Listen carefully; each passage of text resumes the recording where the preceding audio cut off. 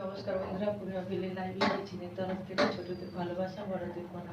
আজকে রান্না করব সবজি দিয়ে বাঁধাকপির ঘন্ট আর ফুলকপি আলু মাই দিয়ে চলে যে গাজর আলু শিম আর বাঁধাকপি কেটে নিয়েছি, মাছ কেটে ধুয়ে নিয়েছি আর যে ফুলকপিটা কেটে নিয়েছি।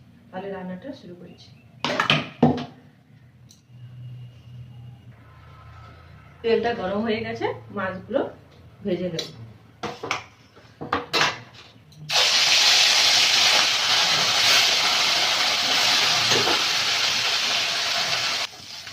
মাছগুলো ভাজা হয়ে গেছে, তুলে নিয়ে ফুলকপি আলুটা ভেজে নেব। ফুলকপি আলুটা ভাজা হয়ে গেছে, তুলে নিয়ে বাঁধাকপির ঘন্টটা করব সবজিতে।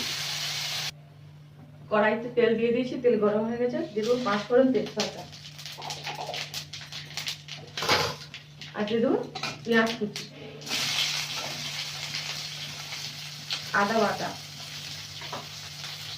দিয়ে ভালো করে নেড়ে নেব, ভেজে নেব।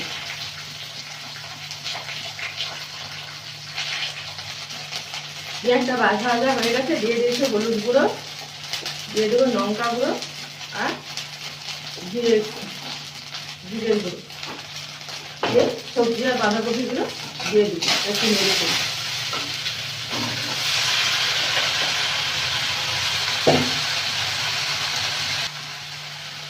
আর দিয়ে দেবো স্বাদ মতো লবণ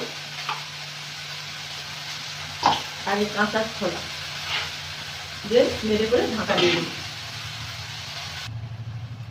আর দিয়ে দেবো টমেটো কুচি আর ধনে পাতা দিয়ে কষে নিয়ে ঢাকা। বাঁধাকপির ঘন্টটা হয়ে গেছে, আলুগুলো একটু ভেঙে নিয়ে নাম করে নেব। ফুলকপিতে মাছের ঝোলটা করব। তেলটা গরম হয়ে কড়াটাই গরম হয়ে গেছে, তেলটা দিয়ে দেব।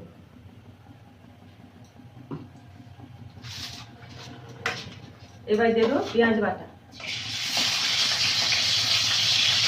আর দিয়ে দেবো আদা বাটা। এবার লঙ্কা হলুদটা গুলানো হয়ে আছে, দিয়ে দেবো, দিয়ে ভালো করে নেড়ে নেব, কষে নেব। মশলাটা কষানো হয়ে গেছে, মশলাতে তেল ছেড়ে গেছে। এবারে দিয়ে দেবো ভেজে রাখা ফুলকপি আর আলুটা,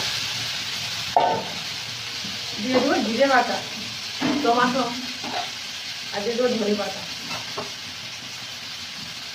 দিয়ে ভালো করে কষে নিয়ে জল দিয়ে দেবো।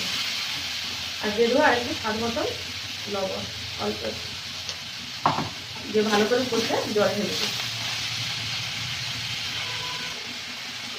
ফুলকপিটা কষানো হয়ে গেছে, এবার জল দিয়ে দেবো।